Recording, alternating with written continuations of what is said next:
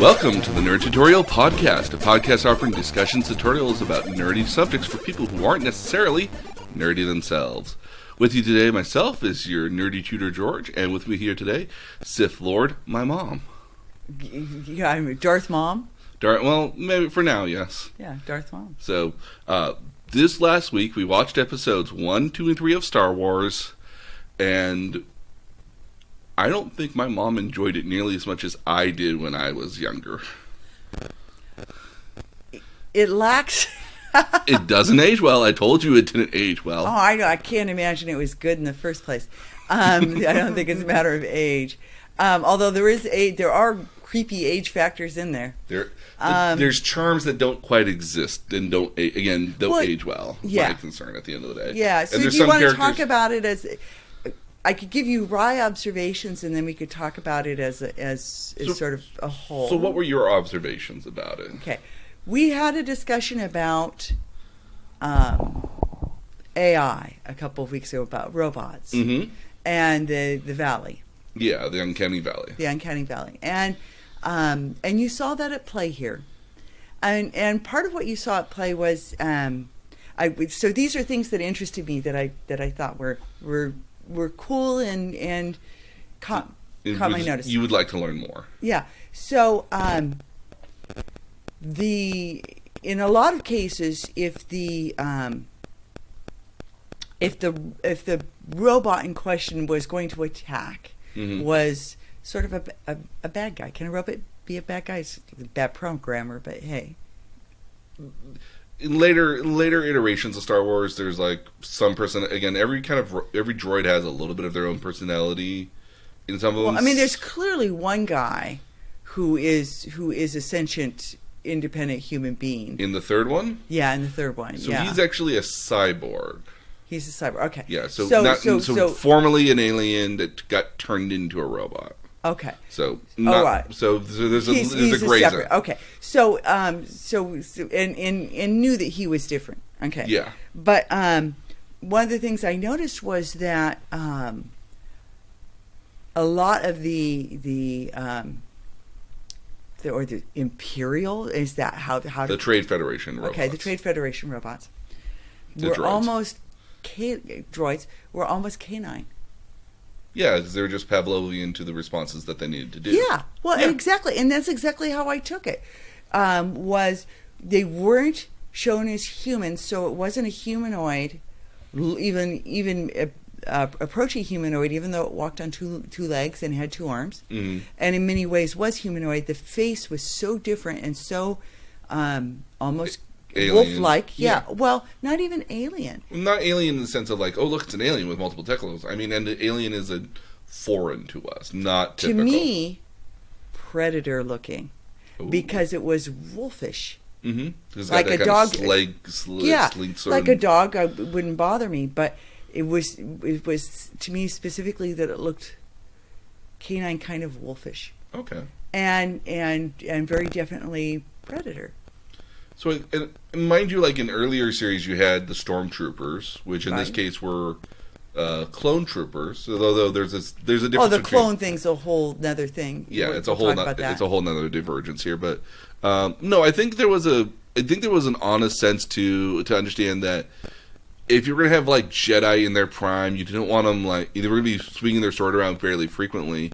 You didn't want them cutting into humans or other aliens because there's a kind of the blood and guts thing, and there isn't a whole lot of blood and guts here. No, and again, it's still very much a PG-13 movie, or even a PG in some cases. What would now be PG? Certainly, maybe not at the time it was done, but certainly now what would be PG? Yeah, and I think a lot of the understanding from George Lucas's point of view was if we're gonna have Jedi. If we're going to have people with lightsabers that literally can cut through anything, I don't really want them cutting through other people, or rather, that might even be more expensive to have other people getting cut up frequently. So why not robots? And robots are cheap, and you can digitally art the same robot. But stormtroopers are human. Yeah. But stormtroopers really rarely ever get cut up in the movies, though. Like, rarely do you ever see a lightsaber go through another stormtrooper in a lot of cases. A lot more times. Well, they just get shot. Yeah. I had always assumed that stormtroopers were shown without a face because without a face, you don't identify with them. I think definitely that like you can't really identify them quite so easily, but at the same time, it's not like a life lost. It's like a. It's just it's a disposable asset. Yeah. In a lot of cases, that was a lot of how I felt with. If you another series that again like I watched prior to Star Wars would have been Teenage Mutant Ninja Turtles, where all the foot soldiers were basically ninjas in masks that were all interchangeable and quite disposable at the end of the day because they weren't meant to be. They were all meant to be just. You form no feelings about them because they are. There's no individual. They're homogeneous. Yeah, there's no individuality to them. They all are exactly the same from one to the next. So I mean, like you can't really form an attachment to any one of them because there's no attachment to be formed. Because I don't know, is it again, or in this case, is it foot soldier number 1 or is it foot soldier number 45? Like same thing with so a sort of equal to that observation would be that the Republic rides animals, really unique looking animals, but they ride animals. Jar Jar Binks, they ride animals, whereas the Trade Federation is in vehicles, and I kind of took that sort of the same way. It's that contrast between being something I can associate with and attach to, empathize with, like the cool dragon. I want the one that kind of like moves across the ground. I want Obi-Wan's dragon. Oh, okay. What is that? Which one? The third one. The third one where Obi-Wan is riding on. Yeah. Yeah, I have one of those in the Star Wars Old Republic MMO. It was one of my favorite things to ride around on. I don't know what it's called technically, but it's really kind of cool. Well, Christmas is coming up. I think that'd be I already got you something for Christmas. I was going to say, I think that would be a great commute vehicle. I will again if you can find one that's a commute. Except in the rain. I think if there's a commute vehicle for it, I'm getting mine first. Okay. So I made so that was another observation that I had was that the Trade Federation was clearly kind of the bad guy and very much something that you could not robotic and unsympathetic, completely unsympathetic. Versus where the Republic was kind of a little bit more sympathetic, but maybe it slowly got less sympathetic because you weren't able to attach as much with them. Well, which is kind of the intention, because again, keep in mind that clone troopers eventually become stormtroopers, and even like the wedge-shaped design of their big capital ships lends themselves to the Star Destroyers in the next series of films. And a lot of it was also George Lucas understanding, like, oh, something's got to blend from one thing into the next, which is why some elements are kind of cribbed from a lot of that too. Okay, so other observations, and then we can talk about individual movies, and dislikes. So, the first movie, which again I saw when it first came out and stood in line, it was truly a blockbuster. And by the first movie, I mean, is that New Hope? Yes. Yeah, the fourth. Yeah, so episode 4 stood on its own. And we know it stood on its own because we all went to see it and thought it was just amazing. All on its own. Like on its own. If you never got backstory. If you never got another one, you would be okay with that. These three could not. You needed to have seen 4 to even be able to have the conversation about what these were about. Mm-hmm. So I thought that was interesting because I know it's a prequel, but shouldn't they be able to stand on their own? They so distinctly do not. I don't. Except maybe 3, maybe. I think part of the problem with this is twofold. One of which is that by the time these movies came out, a lot of people who would have been interested in the movies were already attached to 4, 5, and 6. So you had to. So there was kind of already a built-in installment base that already knew that. Oh, we're going into these new movies. We already know everything about these characters, or maybe not even these characters, but this world and everything else. So this isn't necessarily. So we want to be in this world. We came to be in this world because it's Star Wars. Versus if you had a standalone movie, like if you had one of the standalone movies that come out nowadays, like Shazam, maybe Shazam is a perfectly fine, serviceable movie all on its own before you even realize that it exists in this DC universe.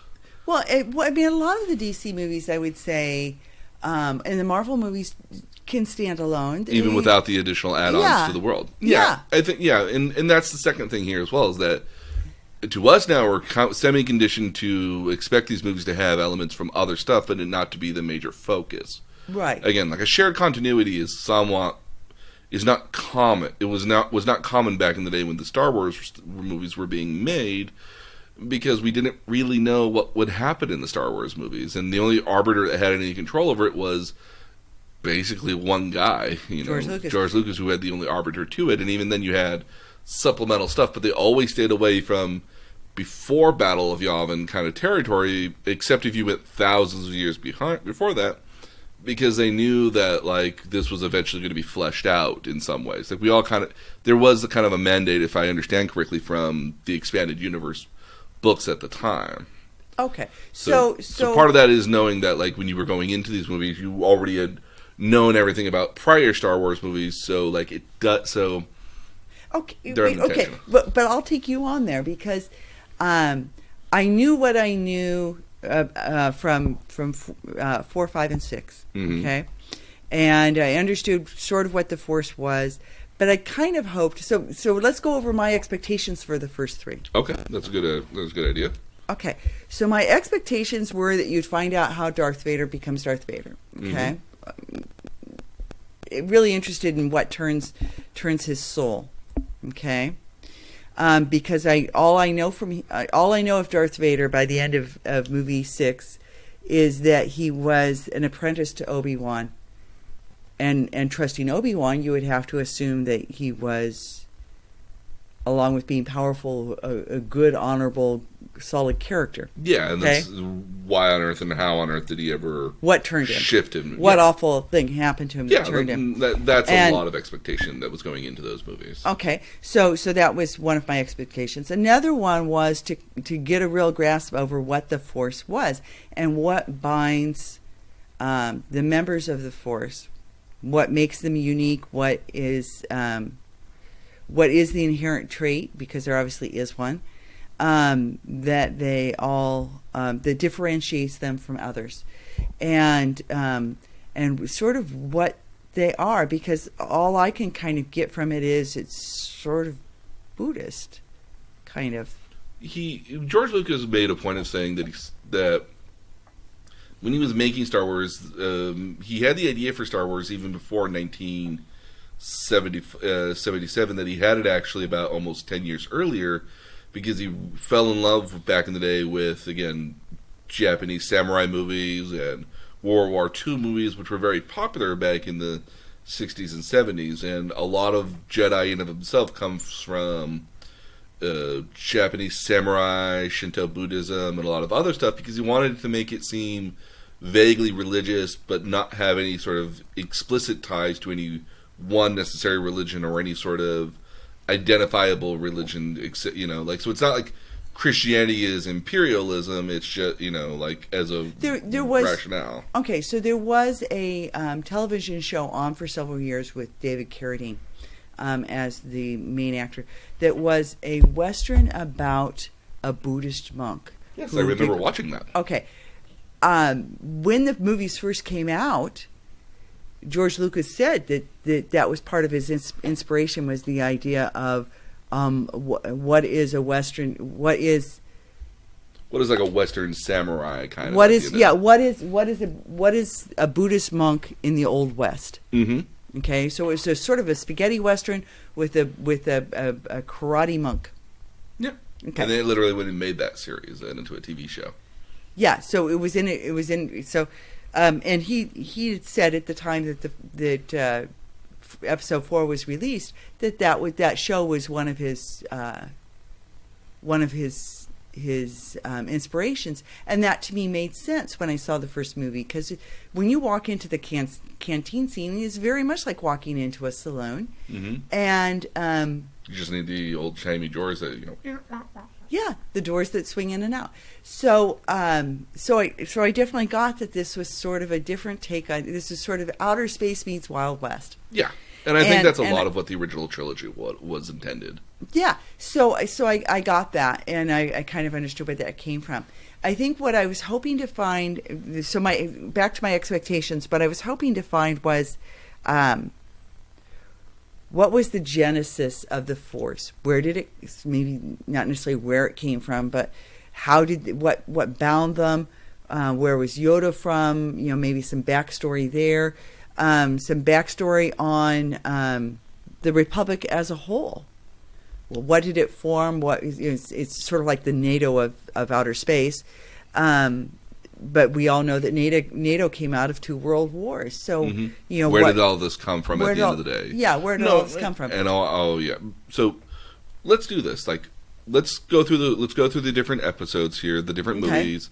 And I didn't want to tell you because I've had too much time on my hands and I've thought of my own version of it. I'll tell you what kind of my impression of what the movies probably should have been from my point of view. And I understand. I was in talking to your brother. I understand that there were cartoons that kind of filled in the gaps because there are time periods between. Yes, certainly between 1 and 2. Yeah, there's not as much between 2 and 3, but some. So between episodes 1 and 2 are about some odd 10 years, they say, give or take. Like Anakin was maybe like 10 years old, and he's like 19, 20 by the time we get to the second one, and then by the time we get to the third one, it's maybe 3 or 4 years. Though technically they say 3, I would say like 3 or 4 years. Yeah. There is an animated. There's an animated series that was originally one was in 2D and then later expanded to a 3D version for Star Wars: The Clone Wars. Again, initially on Cartoon Network and then eventually over to Disney's cable channel here, Star Wars Clone Wars, that kind of fill in the gaps of kind of expanding upon what was happening in between all this time. Because it's a very rich time that gets explained in I'll tell you later why I wish I might go back and watch those. I'll tell you what I'm looking for, and you can tell me if it's there. Okay. Well, let's go through the different episodes here. So, this is a very literally washed down version of what happens in the episodes. So, I do leave out the droids because I don't find them very useful as far as the narrative storytelling. I didn't find the clones very useful in terms of moving the story forward. Except that you understand that war is coming. Yeah, or that there is a war, and this is what's being used to fight it. It's really creepy. But I leave out R2-D2 and C-3PO because they don't really serve a narrative purpose outside of that you need droids. Okay, can I make one global overall complaint? Yes, please. I'll try to keep it just to one. I can't keep it to one. Okay, so the 4, 5, and 6, and the further you move away from 4, it's sort of somewhat less true, but still. Mm-hmm. They have a sense of humor, and they're campy, and they poke fun at themselves. Yes. And you have, it's very much an Abbott Costello sort of bit going on. You have the insults that fly between Han Solo and Princess Leia. You have sort of that sort of cool kid thing between Han Solo and Luke.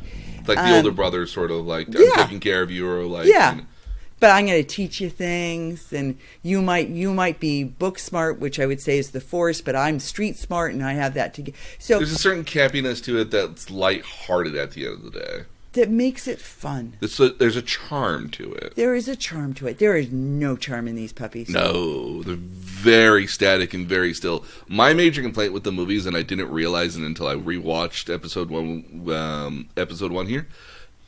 The music is beautiful. It's an absolute beautiful soundtrack. I don't need to hear it all the time. It is drowning out certain scenes at one point. And I don't know if that's just the speakers that we were watching it with that didn't prioritize voices at all, maybe. But there's definitely, So that music is everywhere. Well, and I would say there's definitely a feel that he was going for. Mm-hmm. Because they do have, between the three of them, a uniform feel. Yes, they do. Just like 4, 5, and 6 have a uniform feel. Mm-hmm. I miss the camp. Yeah. A certain playful charm that, we all know we're in trouble, but we're going to get out of this. We got this. Which the last movie, which for me, the last movie is the one with Daisy Ridley. Yes, the last series set of them. I thought had some of that. Yes. Yeah. We get back to that Okay. at least. Yeah. But I find like a lot of like the Jedi being this over seriousness, and even Obi-Wan when he cracks his little jokes here are not. They feel very forced at the end of the day. I mean, like Forced is a good word. We have a series of movies about the Force that feel forced. All right. Saying. Okay. So Episode 1, Obi-Wan Kenobi and Qui GonJin are sent to the planet of Naboo regarding some sort of blockade by the Trade Federation. Then we've got Obi-Wan Kenobi and Qui GonJin are attacked by the Trade Federation, so they flee to Naboo. They meet Jar-jar Binks, which is his own issue, and they go off to go rescue Queen Padme Amadala. They take her into space because they got to leave the Trade Federation because they're trying to do bad things. Their ship gets hurt, and so they have to go to Tatooine to fix it because it's the closest place that nobody's looking for them. They meet Qui-Gon, and Padme go and meet Anakin. And Padme is kind of in disguise. So then that's something we'll talk about here in just a moment here, because that was one of the more interesting things because there's so during this entire bit where Padme is we only really know the queen as Queen Amidala. We don't actually know her first name at all. She just goes by Queen Amidala, but it's actually Padme Amadala. So this handmaiden is going around who goes by Padme is out there with Qui-Gon and Jar Jar Binks running around with the Jedi and being quite secretive about it. You eventually figure out that she's actually the queen, and the person who's actually playing the queen, which is Keira Knightley, who is a person who looks very, very similar to Natalie Portman at the time when they were both young ingenues, 17, 19 years old, give or take. That she's playing a bodyguard, so that way Queen Amidala, Padme is not directly, sort of thing. At risk, And everyone's kind of being a little coy about not saying it directly. Yeah. So. Takes a little bit to figure it out. Yeah, so. But in either case, they find Anakin Skywalker, who agrees to take place in a very fast-paced pod race. Again, he's 9 or 10 at the time. He's a slave. His mother is as well a slave. Mm-hmm. They're living in pretty cool digs for being slaves. Yeah, not too bad at the end of the day. Yeah, their own little. They have like work hours too. So I mean, like, how much of a slave are they really? Yeah, so they have their own sort of little townhouse. Mm-hmm. 2-bedroom it looks like. Yeah, so I mean, it actually looks like pretty good digs. There's kind of that junker kind of feel to it, kind of like we're skating by, but we're not skating by that badly. But look at all this weird stuff everywhere. Yeah. So eventually, what it's realized is that they have to get into this pod race to make money in order to get the parts. And while Qui-Gon's there, he bets for Anakin's release as a slave, or basically goes to like, hey, I'll wager Anakin and I'll buy Anakin off you. And this isn't like a street race where it's 2 drivers. It's like 7 or 8 or 9 about a dozen. Yeah. And it's about a dozen aircraft adults. It's a dozen aircraft, and I mean this in the most literal sense, like Boeing 747 jets. Yeah. That are strapped by cables pulling around a sled. Yeah. It's known as pod racing. It's bizarre and weird, and who knows what the rules are, because clearly there's no marker. There are no rules. Yeah, well, I mean, you can go as dirty as you want and cut other people off. And who's gonna watch and who's gonna notice? Yeah, so it's mean racing, and it's not a place for a 9 or 10-year-old kid. Much less the fact that you could do it. Well, you could die doing it. I mean, it would have surprised me when most of those contestants did. So for a whole lot, and Padme objects to Qui-Gon doing this, but it doesn't seem very realistic to me. No, and that's the part I appreciate the most, that it's not realistic. Okay, because I to watch Star Wars is to also remember it's a light, it's unbound plasma as a sword that's somehow contained, but yet, if it were contained, how would it melt through stuff? Like, how does light... Yeah, no, I got it. Yeah. You think too hard about it, doesn't work. You suspend belief. So you suspend belief. But yeah, she clearly does not like this notion of putting all of their money on a 9-year-old kid. Well, and putting the child at risk. She thinks it's really wrong to extort the child that way. And so she objects for a number of reasons, but Um, it's a setup, and Qui-Gon clearly recognizes something in Anakin, who is very good at fixing things and building things. Clearly sees that there's more to him. Yeah, clearly sees that there's something there, and this is where I wish there had been more backstory, because I know nothing about the Chosen One who's to bring balance. Like if it had been like one of these like stories like Qui-Gon had told and given us more backstory. Is there any lore about it, or even the part that really kind of kills me in this initial scene is that there's this touching moment between Anakin and Obiwan Kenobi where like they're talking at nighttime before the race the next day, and and they go off on this weird tangent about midichlorians, just what the Force is, and that's been kind of retconned that like that's not what the Force is. It's not blood sound. It's not elements of your blood. Because he takes the sample of this child's blood and has it tested. Yeah, like that element is retconned eventually. That says like that's not really where the Force comes from. Like that part didn't actually happen. Wink, wink, nudge, nudge. Well, they talk about his midichlorians are off the chart. Yeah, off the chart. Just off the chart. The highest number ever. Not even Yoda has this kind of level either. Yeah. Yeah. So like, but again, I mean, that would have been a touching time in which you could have been like, this is kind of what the Force is, and this is where it comes from. We'll get around to touching moments that they lost the chance. And yeah. So moving on with the story here, like they get all the parts, they fix the ship, but before they leave, Qui-Gon gets into a fight with Darth Maul, which is the big bad guy Sith. He's got a red lightsaber. He's horny. So not in that sense, but he's got horns all over his head. Horns on his head. Okay, so like Siths were like I was all prepared for Darth Maul to be this big climactic character. He's like such a non-entity. He has 3 lines in the entire bit, and all 3 of those lines were redubbed by somebody else with a far more menacing voice. Well, and I'm looking at this going, well, that's it? Like, all that red and black. I mean, you were him, Darth Maul, for Halloween one year. Junior year of high school, 1999. Yeah. So, I mean, I was all prepared for that to be, like, the good old-fashioned villain that you hate. This is, like, he does the nasty, nasty stuff, and you really want to hate him. No, he shows up, like, twice for any meaningful stuff, but he's in the background for everything else. Okay. And there's a giant wasted potential in that. Oh, yeah, because you don't ever get to hate him. It's not even so much that you don't get to hate him, but, like, it's literally plastered on his face. You should probably hate this guy. He's red and black. He doesn't look like a nice guy. It's a cool paint job, though. Oh, well, it really was. But to go with that, you're getting this. I don't understand what the war is about, and I guess that's one of the things that I wanted to understand as well. One of my expectation was why do the Sith exist, and why are they fighting with the Jedi? Yeah. What's this about? Yeah, and then they is this Nazis and the rest of the world? Yeah.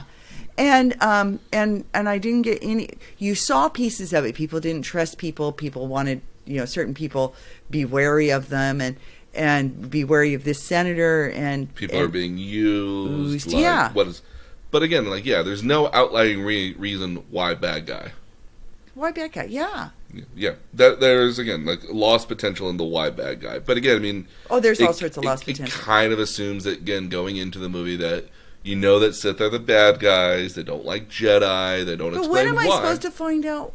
Do I ever find out why? Well, no. Okay. All right. I mean, I can give you lip service as to why, but I mean, like, not that it really makes any difference. Okay. All right. And again, if you like Darth Maul, he gets expanded in the Clone Wars series a lot more, especially the 3D animated one. Like, he gets a lot more development. We're talking about in the animated series? Yeah, the animated series off Disney. Like, he gets a lot more development on there that if you really wanted to enjoy Darth Maul more, you would enjoy him there. Will I understand the war better? And the manipulations? I can explain the war a little bit better here, but let's finish with this first movie here. So, so they got everybody on the ship now. So you've got Padme, Anakin, Obiwan Kenobi, Qui GonJin. They're all going to go to Corusaunt, which is a giant planet made of a singular city. It's a planet of cities. It was one big city, The apparently. cities are cool. They're very slick looking. It's where the Jedi live. It's where the Senate is. It's like, UN peacekeeping force. It's got two or suns. NATO. Padme wants to go to the Senate because she wants to ask for help with the Trade Federation, but she goes to the Senate, and they're basically kind of middling and wanting to help. No, let's go for a committee. No, let's do this. No, let's instead of immediate action, which is what she wants. Yeah. And they get mired in kind of like, oh no, this is an outrage. I demand we have an inquiry into this to see if this is truly happening or not.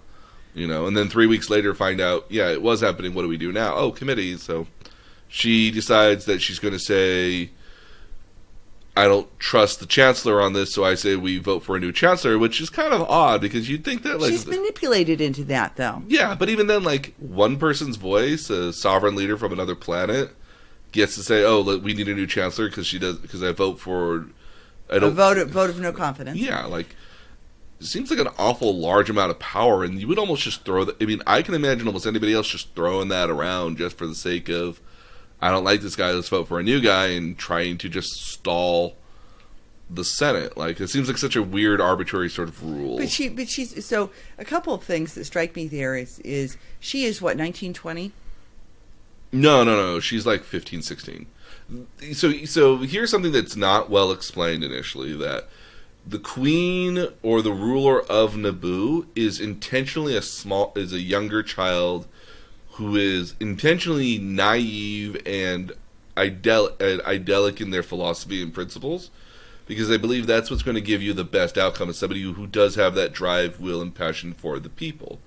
And you get that more or less as a more younger, more naive sort of, less worldly person, because you don't care what the rest of the world thinks about your... My sense would, that whole time... that she was maybe in her teens. My sense was really that she was more 19, 20, 21, even maybe 22.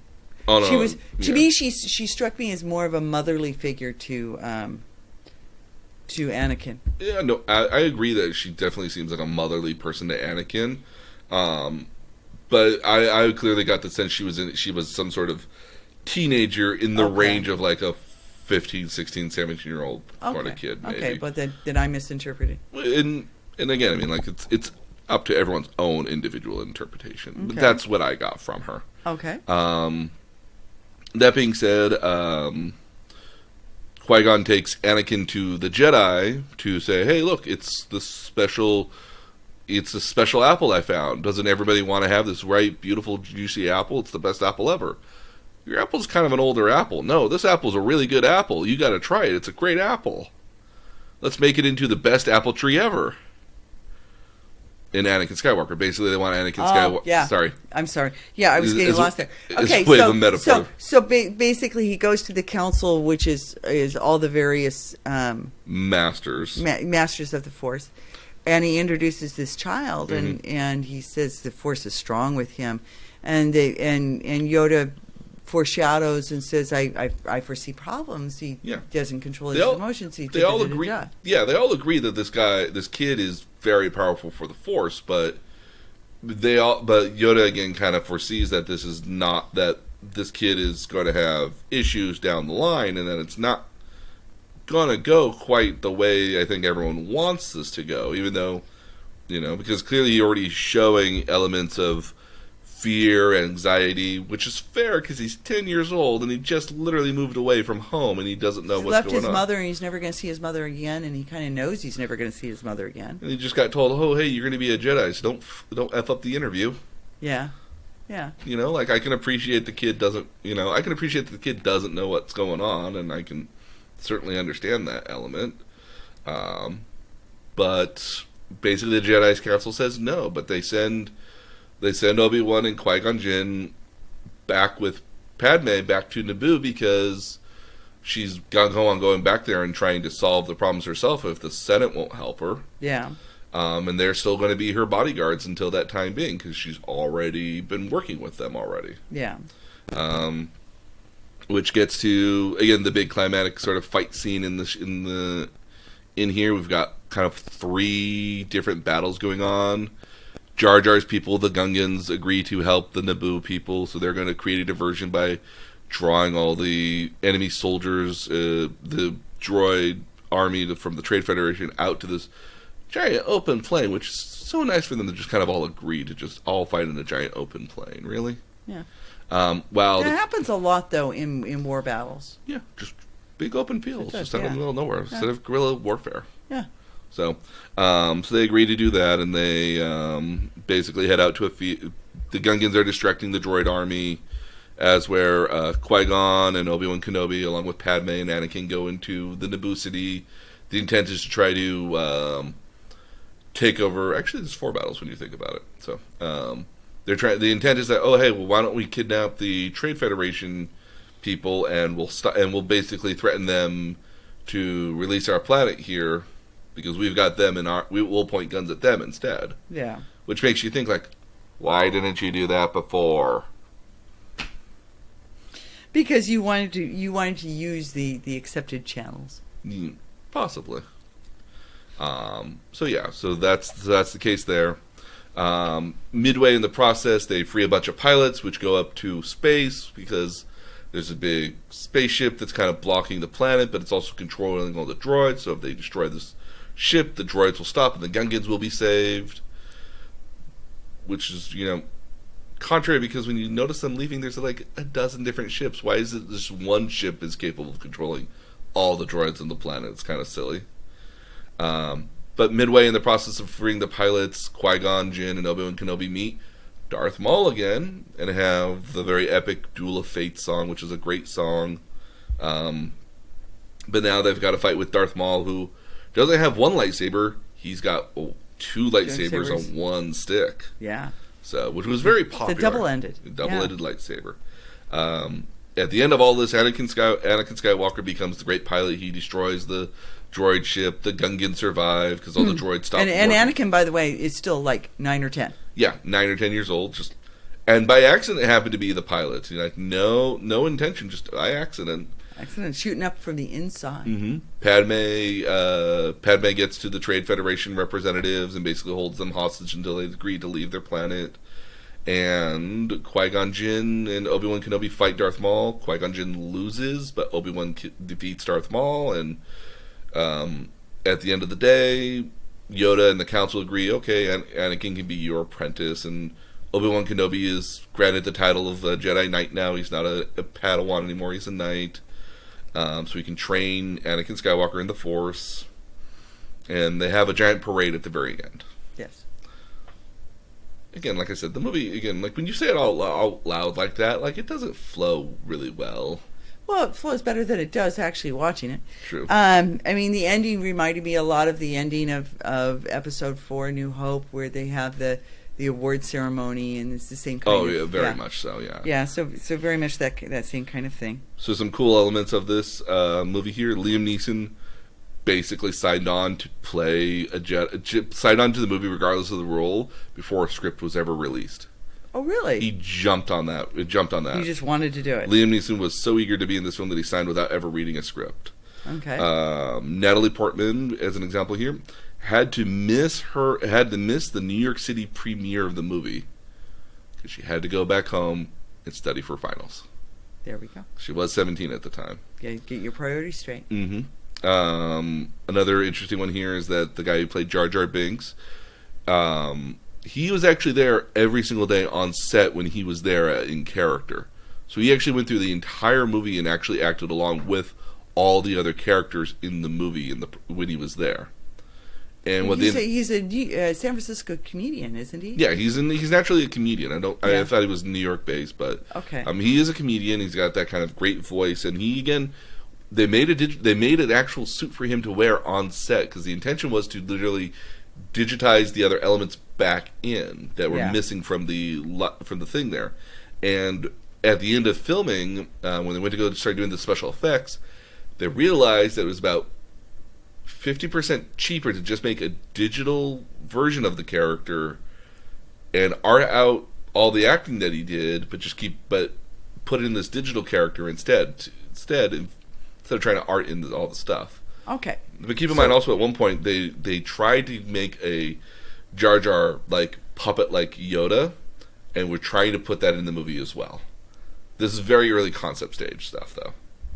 So interesting things about Jar Jar. I was already, because I'd heard about him years and years and years ago. I was all ready to be annoyed and really dislike him, and I didn't find him that dislikable or annoying. I find his character. I mean, and this is what I think a lot of fans agree to at this point in Star Wars life, is that his characterization of the character of Jar Jar Binks doesn't age well. And from my point of view, like, it's a very kind of stereotypical, almost mean, not necessarily mean-spirited. Never, I don't think it. He's always well-spirited, but it's a dumb cluck. Yeah, like he's a dumb cluck, and he dumb clucks well. Yeah, I mean, sort of things are going to happen and things are going to go wrong, and he's going to trip on something in the wrong place, and you know that's going to happen. Yeah. So when we were talking earlier about missed opportunities, I had my own little list of missed opportunities, and one of them was some of the comic relief that is lacking could have come from that character. And well, I think they tried to make it come from that character, but it really didn't. No, because again, it's not, because it's forced. It's not an intention. It's not an intention of being lighthearted and flowing with the rest of the scene. It's almost as if like it's forced because this scene might be like the dinner table scene when they're having with Anakin's mom and Qui GonJin and all those things. Like he's picking at the food and using his tongue to stick at the food. Like, that doesn't need to be there. It's just forced for no particularly good reason other than Jar Jar's kind of weird and annoying. Wouldn't that be what all the cool kids like? Huh? And it's just it feels very much out of place. And I felt Jar Jar Binks in and of himself felt very out of place in this movie. I almost imagine you could redo a majority of this movie without Jar Jar Binks in it. It wouldn't change anything. Oh, you could lose the character altogether. Mm-hmm. And you know, he doesn't appear. Does he appear in any of the later ones? He's not. He's in 2 and 3.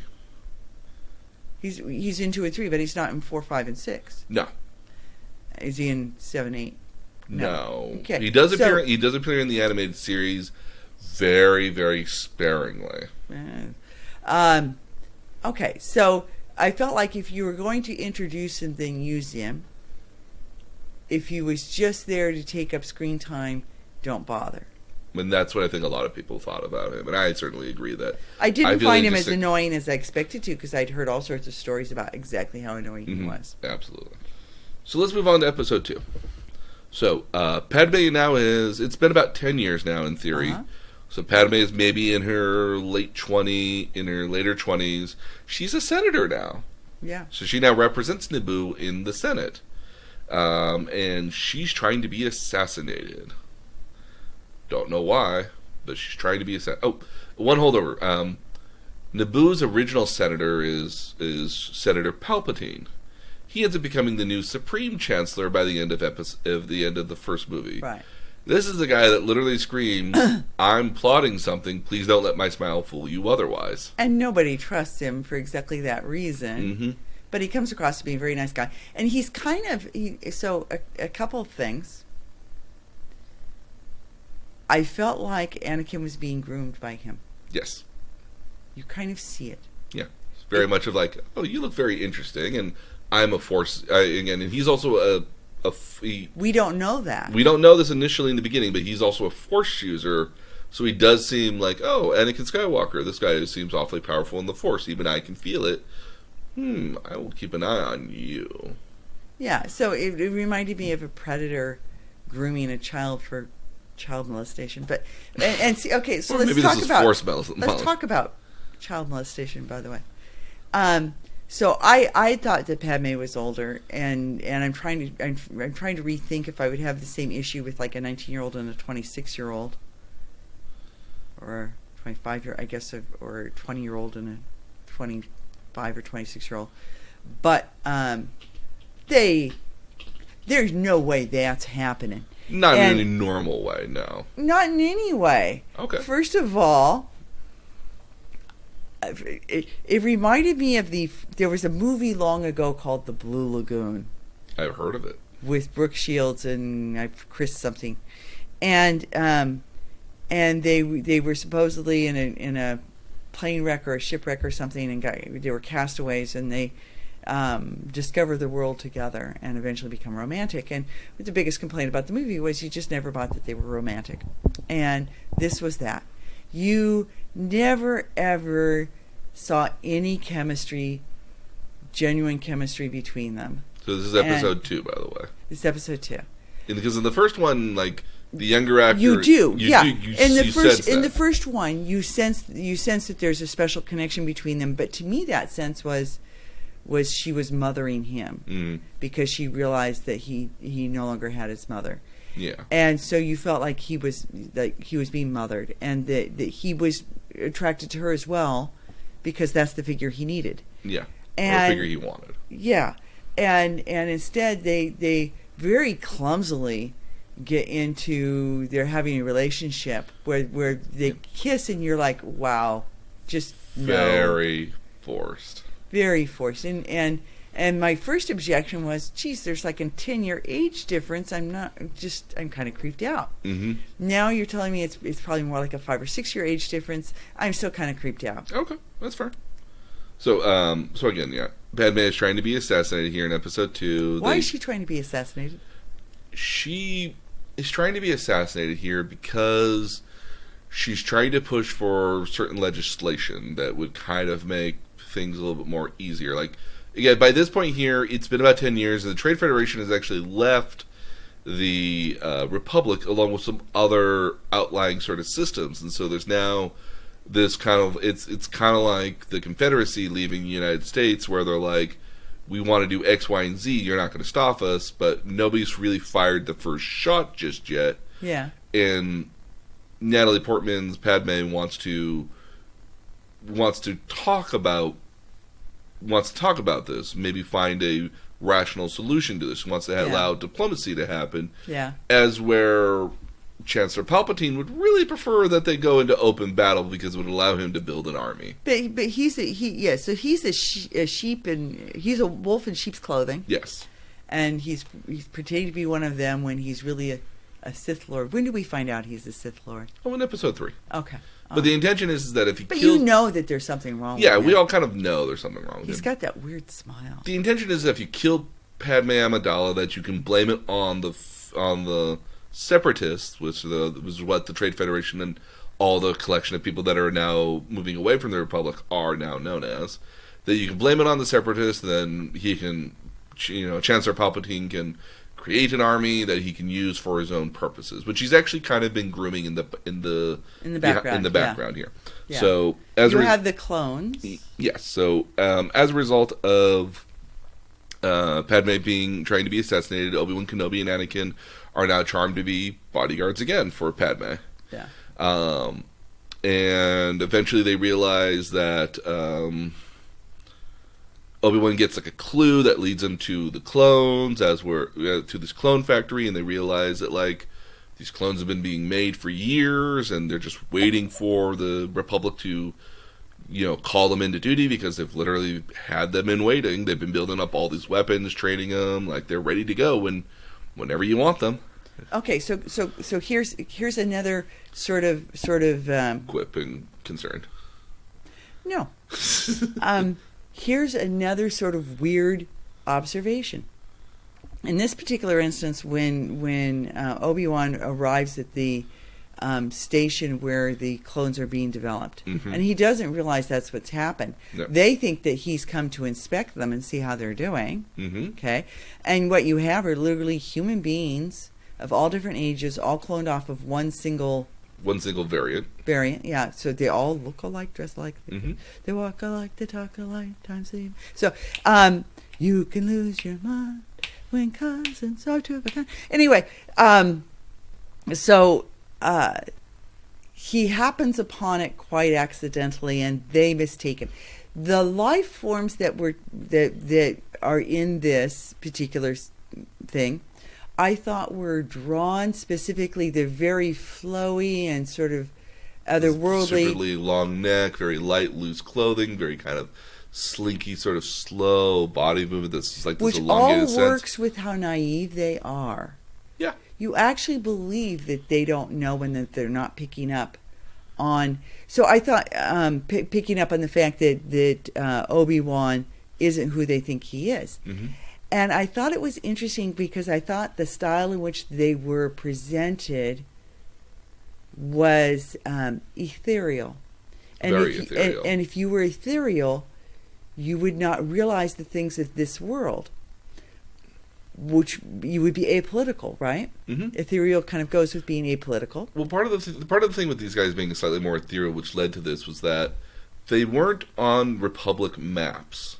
Right. So the planet was at one time, but it had been erased from the library. Yeah. So like nobody knew this place existed. So it's probably rational to assume that these people have not had a lot of communication or contact with outside organizations, or if they have, it's the same ones that they kind of already were working with to begin with. But I found it very interesting that you had these very ethereal creatures who were not mindful of the politics at all, had no moral problem with cloning and creating these creating yeah, clones. because you had whole classrooms of boys that looked absolutely identical. Mm-hmm. And they had no problem with sort of the factory, the human factory. I don't know how else to put it. No, that they were running. They were just sort of gullible and naive and not considering consequences. And I thought it was interesting that was the form that they chose to take, because it does work. That ethereal nature that they are drawn as, they move very, very almost floaty. Yes. Angelically. Yeah, it is. It's very so. It was almost as though that type of being wouldn't recognize the danger or the evil in what they were doing or what they'd been conscripted for. Yeah, in part because of sort of that ethereal, sort of fairy-like nature that wouldn't comprehend the evil side of what they were doing. I don't know how to best describe what I'm trying to say. They wouldn't really quite appreciate or really quite care about the gravity of the nature of what they were doing or what they had been asked to do, because they wouldn't recognize the danger. No, and their only thing was growing these life forms. Look at the great job we did. You're here to now. If you want to speed it up, that's hard to speed it up because these are 5 and 6 year olds. You saw rooms of 5 and 6 and 8 year olds and studying and doing yeah. Like you literally saw like thousands of what looked like individuals, even like a mess hall of them eating, which was interesting. So right, but they're all identical. Mm-hmm. Yeah. So Obiwan Kenobi goes there because he's got this lead. He meets this Jango Fett, which is where all these clones are based off of. Yeah. Father of Boba Fett, which is a much more interesting. Who is present actually as a child? Yes, they made him. He's a clone. They made Jango Fett asked them to make a clone that was an untampered clone, because these clones actually age rather quickly. So they start as children and right. They're like 10 by 1 year, and then they're like adults by 2 years later. Yeah, you can speed them up. Yeah, so somehow, for whatever reason, Obi-Wan Kenobi doesn't quite trust Jango Fett, wants to ask more questions. Jango Fett pulls a blaster on him, and for whatever reason, Obi-Wan Kenobi's like, a clue, I will follow the bounty hunter. Yeah. He puts basically a tracking device. Yep, puts a tracking device on Jango Fett's ship and follows him to a droid factory planet where they're making droids. Yeah. Bad guy Trade Federation droids. Meanwhile, Anakin and Padme have the most loveless, uninteresting, boring, completely non-chemistry romance on Naboo, because the best place to hide Padme again is back on Naboo, so Anakin will be there, and they have this very sort of... They're on a lake, It's very romantic looking. Oh, look at this palace. And you watch them kiss and you're like, wow. This doesn't... so unreal at the end. So it doesn't work. Yeah. And here's the interesting thing about that is they actually talk about that nobody can know and they have to keep this a secret, but then they don't really act like people have to keep it a secret. They're not very secretive of it either in later movies. Yeah. So I mean, there's, I don't want to tip anybody off, but in the third movie, Obi-Wan guesses that the child she's carrying is Anakin's. Like Anakin's been living with her. They show him waking up with her. They show him sleeping with her at night all the time, and like nobody's supposed to know. Well, it's a public secret. Okay. Yeah, like that everyone at work knows that something's up with Bob. Bob's like kind of the only one that maybe doesn't really admit it or hopes he's never going to be caught, but everyone knows that Bob steals the donuts. Okay. To eat by himself, but like it's the secret. It's not a secret. But nobody says anything because at the end of the day, like we all really kind of like Bob. And we don't want to embarrass Bob. Well, I don't like Anakin. No. So okay. So can we talk about this? Okay. So it's very clear in the second movie, and this again is a missed opportunity. They missed the opportunity to make me feel angsty, or to feel that Anakin was going on a dark route. Yeah, to want to protect him, to want it to come out well for him. I want absolutely nothing for him because I don't care. No, they don't give me anything to hold on to. You know, he's separated from his mom. He doesn't know who his dad is. I would like a better explanation of that because it sounds like she was just immaculate conception in the first movie. That's what it was. That's what it was, yes. Okay, so he's the chosen one and he was immaculately conceived. We're not getting too biblical here? Well, the chosen one is kind of an analog for being biblical to begin with. I understand that, but when Obi-Wan asks who his father is, or no, it's Qui-Gon asks who his father is, she says there isn't one. So if you read into the expanded universe, it's kind of claimed that that Palpatine at one point visited Tatooine because Tatooine's some sort of like special dark side planet. Like every planet's got like a light side of the Force and dark side of the Force. Like Tatooine is apparently a very dark side Force heavy planet because it's got some sort of Sith relic there. Okay. And he had decided that he was going to use this relic or some sort of gene manipulation and Sith alchemy to create Immaculate Conception in this one woman, which was why he was always interested in Luke Skywalker, or excuse me, Anakin Skywalker at that point. And it's kind of very heavily kind of hinted that he was always intentionally doing this to make the Jedi find Anakin, do the training for him, and then move on, and to eventually collect him as his own apprentice, Darth Vader. So it's a setup. Yeah, there was okay.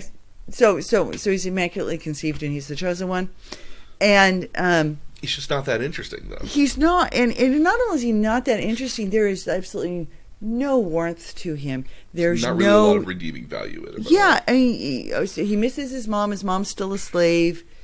Qui-Gon couldn't get her free, and they're separated. And he goes back to find out that she, because he has visions of her in his head, because he has visions in his head. Yeah, that's what sends him off to Tatooine to go and rescue her. And Padme's like, well, I'm going to go to Tatooine. What you do on Tatooine is up to you, but you have to be my bodyguard. Wink, wink, nudge, nudge. Yeah. So he gets there. He meets his stepfather. Again, nice digs. Stepbrother. Stepbrother, because it's Uncle Owen.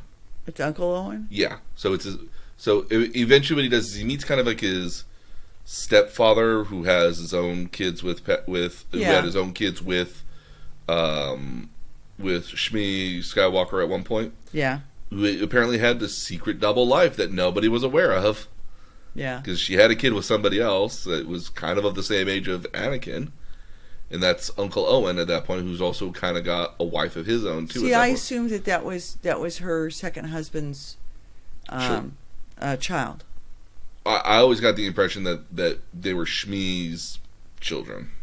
I don't know how or where. Okay, I wasn't getting that. Okay, so that being neither here nor there, there's other people. Yeah. And he tries to save his mom, and she's been sold to somebody who isn't a kind slave master, and he has to find her, and he finds her, and she dies in his arms. Yes. Okay, so a little too predictable there, but which fine. Really kind of apparently sets him off. He kills all the Tusken Raiders that are there, and apparently this is supposed to be what tips him over to the dark side. But he has a bad day. Well, I mean, we don't really see it though. We That's the problem. we don't see it. Yeah, so you don't really see it. He finds her and she's been tied to a mast and she's obviously been flogged and stuff. But you don't get to see or experience his angst, and you certainly don't feel for him.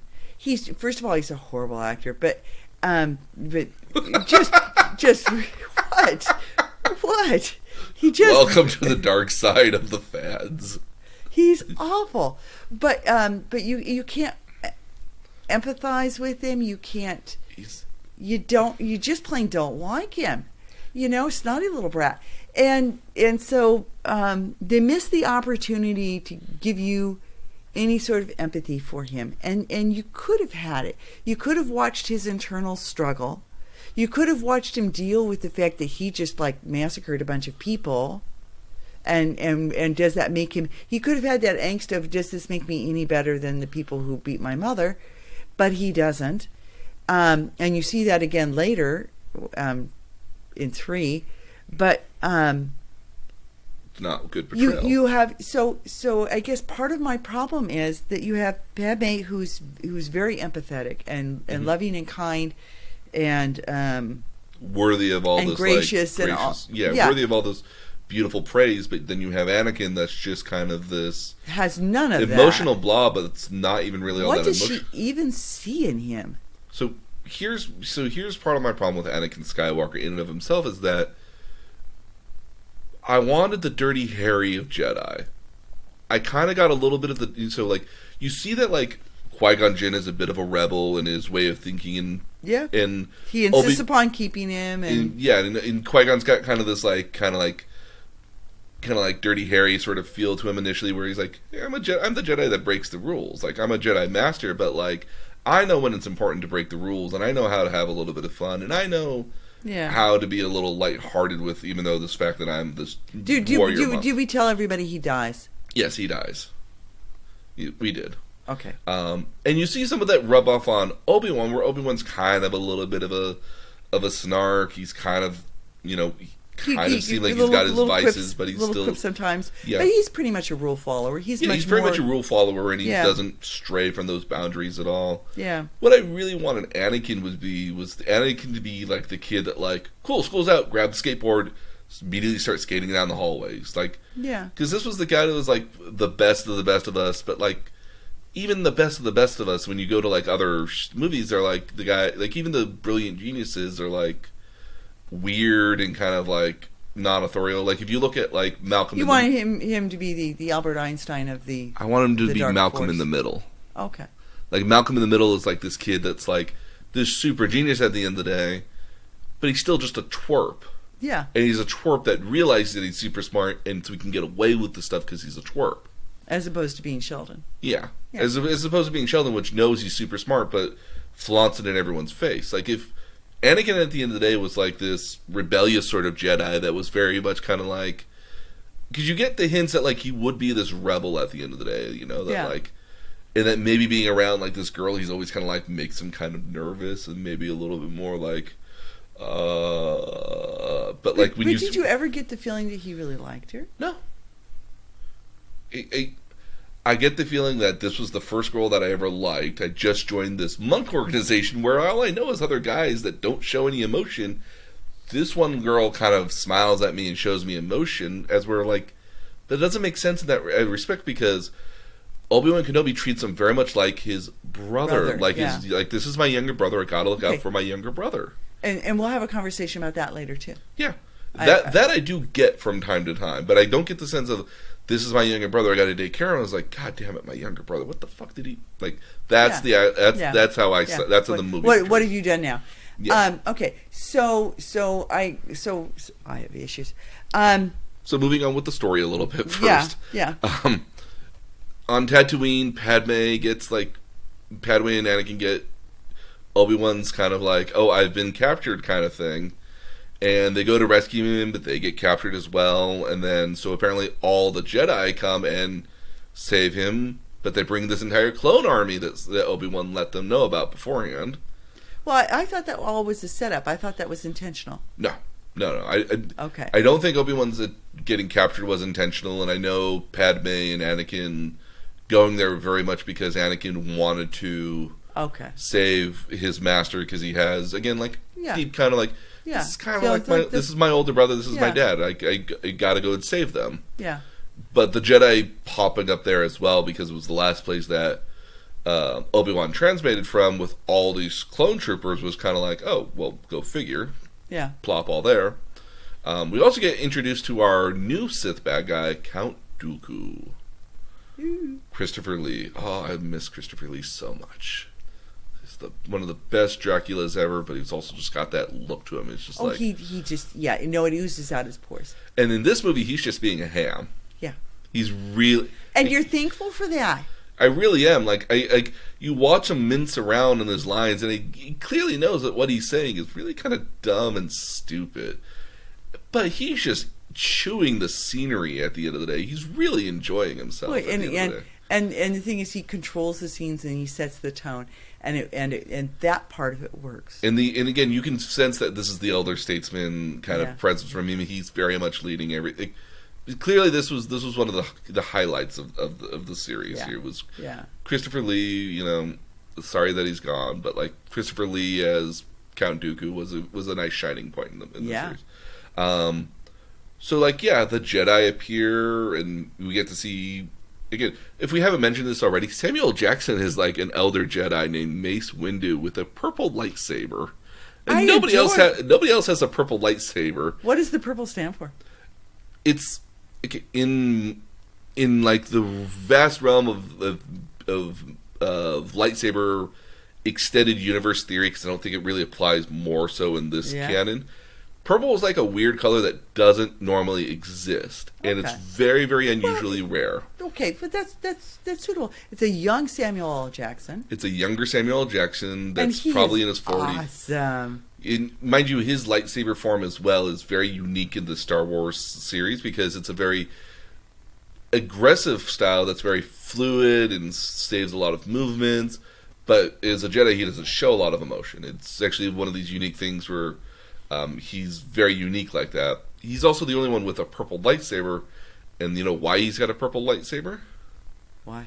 Because written in his contract is because it's Samuel L. Jackson, and Samuel L. Jackson made a quirk to George Lucas, says like, well, maybe I can't wait to maybe use my lightsaber in the next movie. He's like, maybe you will. Gonna be a purple lightsaber? It's like, we can think about that. Samuel L. Jackson always has something purple.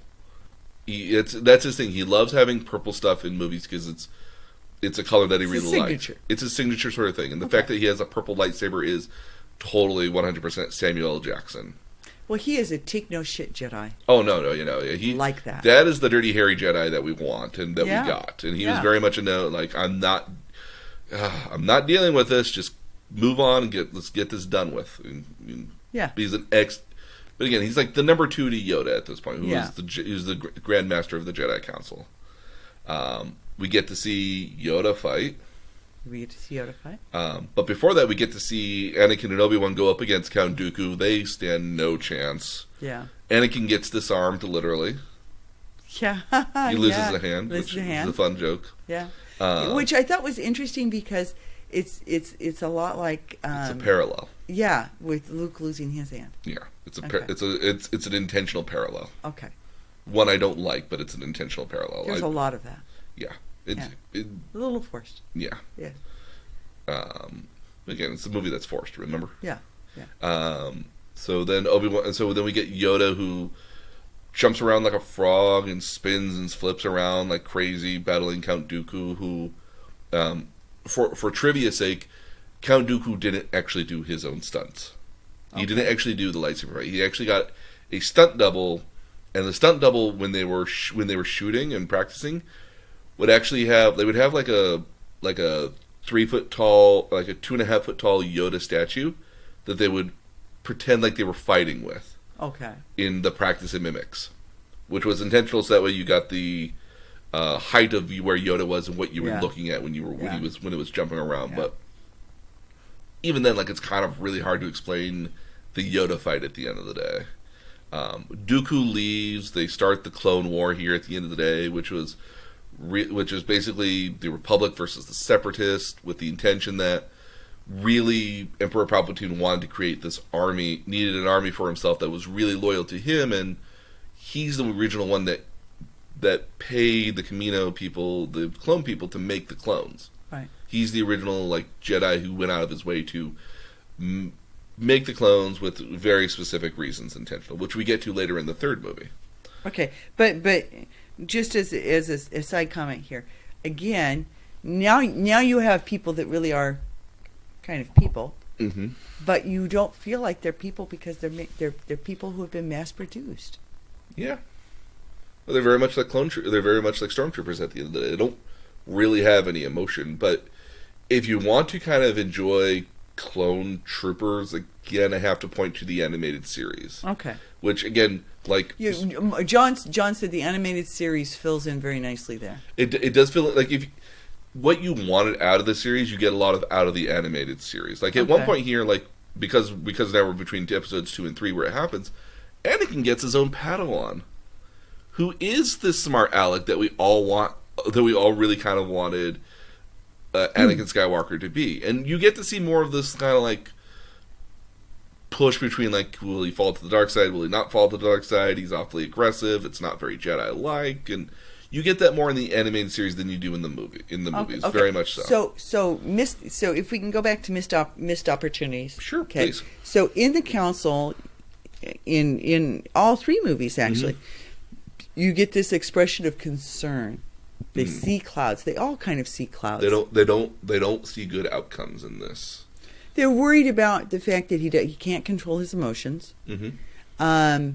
And yet he can't control his emotions, and yet we don't see him having much emotion. No. You don't see... So the conflict that they're talking about and expressing concern over, you don't ever really get... Doesn't really feel like it actually exists. It's more or less people just saying that it exists and having to kind of believe that it does exist. And you never actually see that at all. And I really do wish that the second movie did a better job of portraying... this was, again, my problem was that Anakin Skywalker could have very much been the rebellish sort of, Jedi that, hey, it's within the Jedi code. No, but that's not really the Jedi way. But is it? Kind of playing on that edge because he knows he's super good and everyone kind of allowing it to kind of happen because, it's supposed to be the chosen one. Maybe this is the divine will of the Force allowing this to happen, to let him be a bit of a dick. And of sorts, I get that sense, except that it's never actually discussed. No. It's never shown. It's never shown. It's a great problem of show, don't tell. Yeah, this is often told but not shown. Yeah, and the problem with that is that they talk about his, that he's got conflicts and there's concerns over it. Yeah, that there's some character lacking. But you don't get to see that. And even if they'd shown it in just little bursts, a dinner table with a spilled cup, even if they'd shown it in maybe small, or him dealing with children when he's training, or something, but you never see what's giving them the concern. You're never shown that. You get hints of it in episode 1, because again, Jake Lloyd, for being only about 10 years old when he did the part, he's a smart-ass, cocky kid. Yeah, and I wish that was extended through the series. That he was a much better actor. Well, yeah, but I mean, we get what we get. Yeah. So let's move on to episode 3 because there's a lot that happens in episode 3 here. Okay.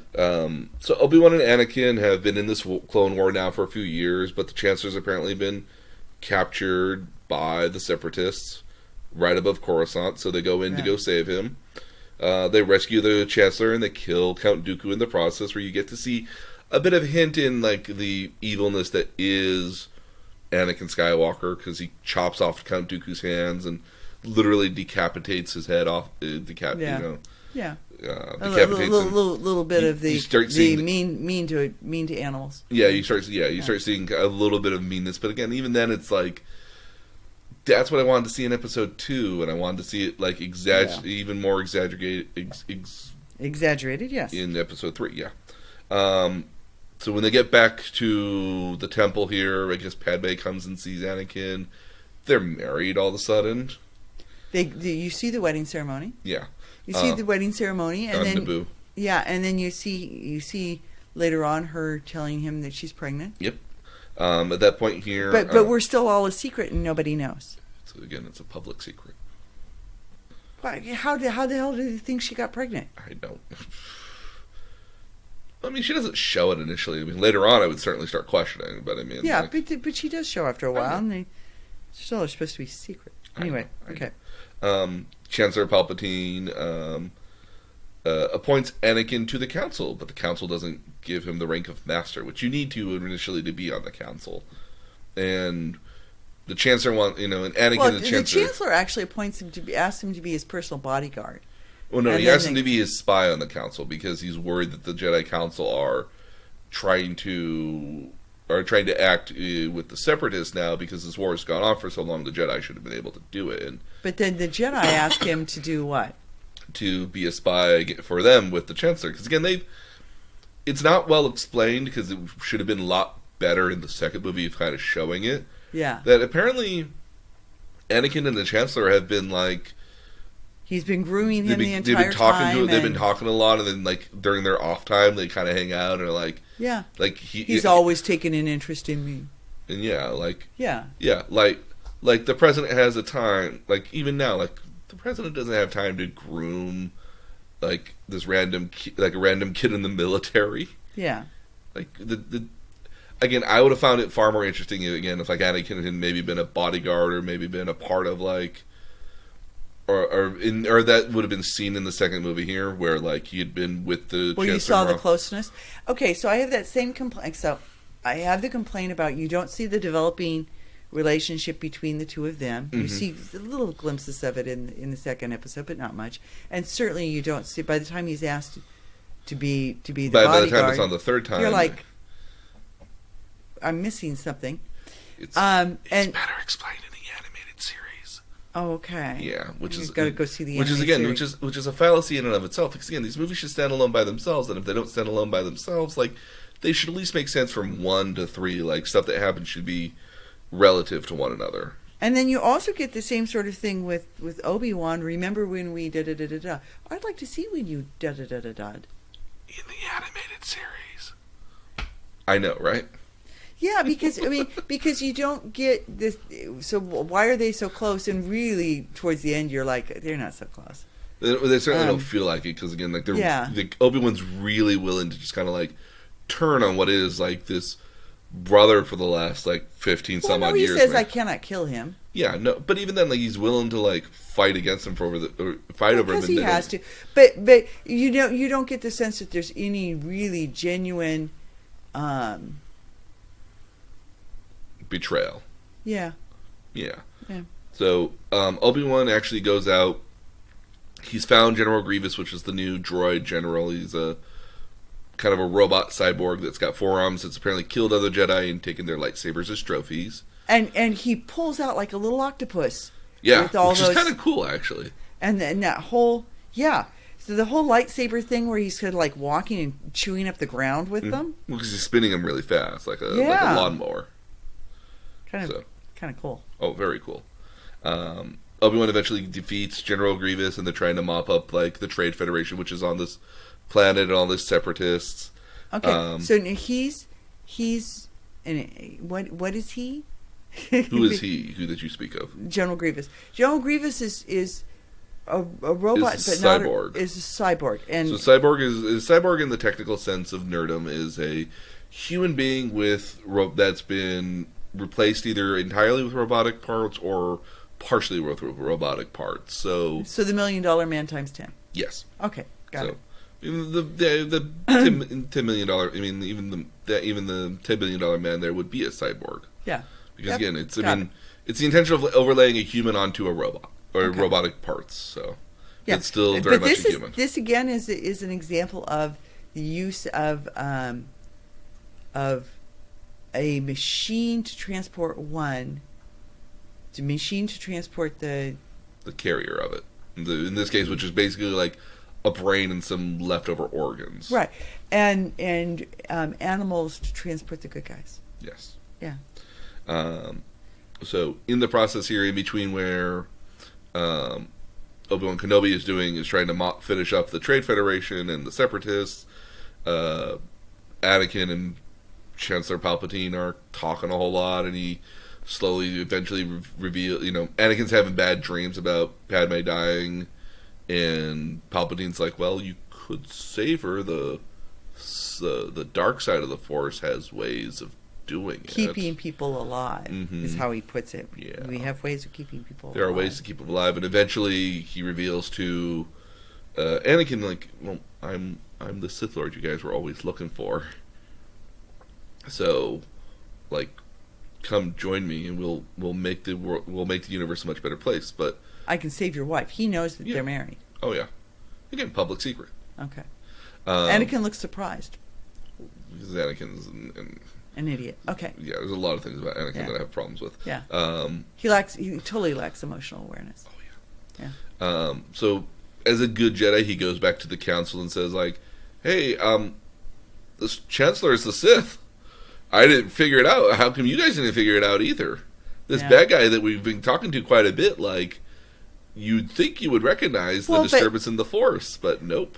But the interesting thing here is they all have expressed to Anakin that we don't trust the Chancellor. We don't trust him. Yeah. There's something wrong there. Yeah. So they all do kind of know there's something wrong with him.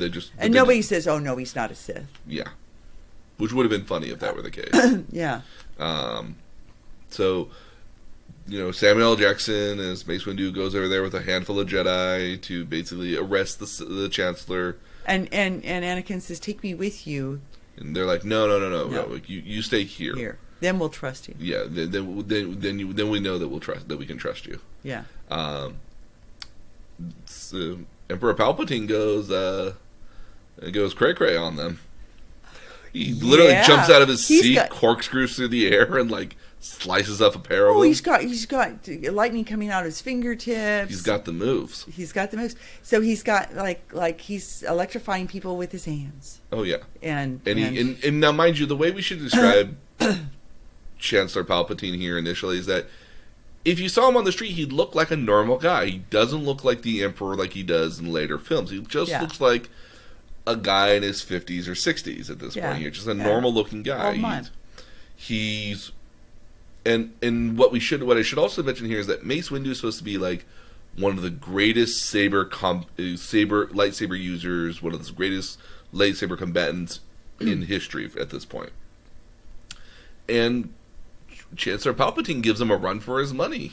Yeah. So he's pretty good with a lightsaber too, which is very odd because you don't see it here. In the animated series you do. Okay. So you see it in the animated series, like I said. But at one point here, like, he eventually disarms Chancellor Palpatine, and he's got his lightsaber with him, and at this point, Anakin Skywalker rushes in as well because he's worried. Yeah. And in the process of trying to electrocute Samuel L. Jackson, which apparently the trick is to use your lightsaber to catch the lightning. Yeah. Who would have figured? Apparently, the Emperor's lightning gets reversed back to him, and he starts, like, aging and turning black. I don't think he's aging so much as his skin is kind of melting and like growing, so it kind of folds over itself unnaturally or very uniformly, but very kind of odd way. And it's like kind of like goldish sort of Sith eyes start appearing more frequently, like and his skin color changes, and I equate it to like the dark side just kind of starting to take over because the intention is that like the dark side takes you over and kind of twists your body with the Force, the dark side of the Force, which eventually you kind of notice on other characters, like Anakin's got like kind of goldish sort of eyes. Eventually, is in later parts. Anakin disarms literally Mace Windu, and then the Emperor kills Mace Windu by electrocuting him out a window. Yeah.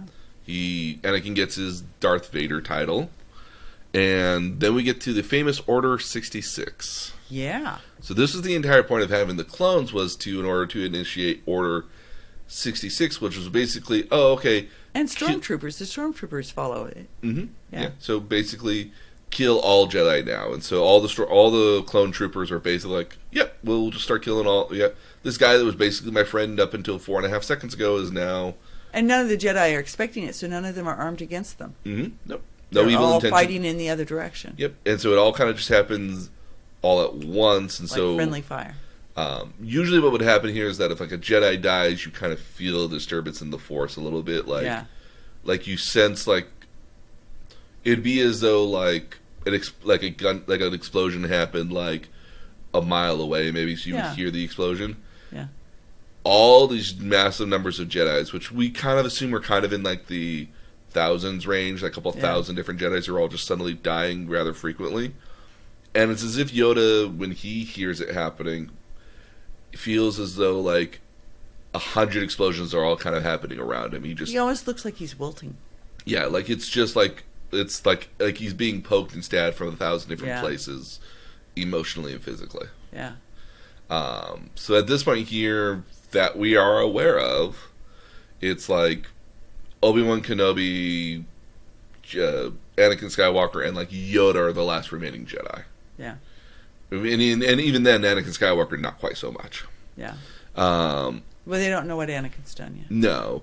Eventually, Obi-Wan and Yoda get back to the Jedi Temple, which is now surrounded by clone troopers trying to kill him. And they don't want anybody else to come to the temple. Mm-hmm. Because it's a relay beacon. When everything's in trouble, go back to the temple. So they they basically create their distress beacon to say, to stay away from the temple, go into hiding. Yeah. And they review back footage, and they see, Anakin killed everybody.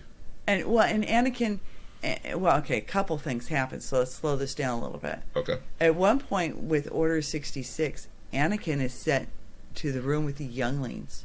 Yeah, and he kills all the younglings. And it's a bunch of 5 and 6 year old children is basically children. Like, and when he walks in, they say, "Oh, what are you here to teach us today, Master?" Oh no! They walk in. It's like, "Oh, you're here to save us, Master Skywalker." Yeah. And then he turns his lightsaber on, and they're all just like, "Oh, wait." Well, and they don't actually show them dying. No, but it's the heavy implication. But it's very much the implication.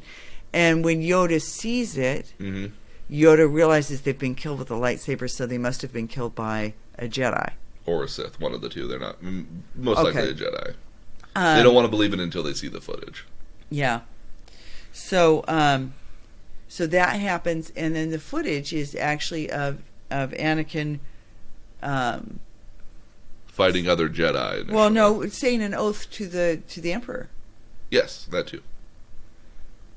Saying an oath to the Emperor, bowing to the Emperor, because the Emperor now sends him over to Mustafar, which is, let's just call it Fire Planet for the sake of Fire Planet. Right. It's a planet of fire and lava. It was very much the intention of that planet. Yeah. Because that's apparently where... Hot stuff. Sorry.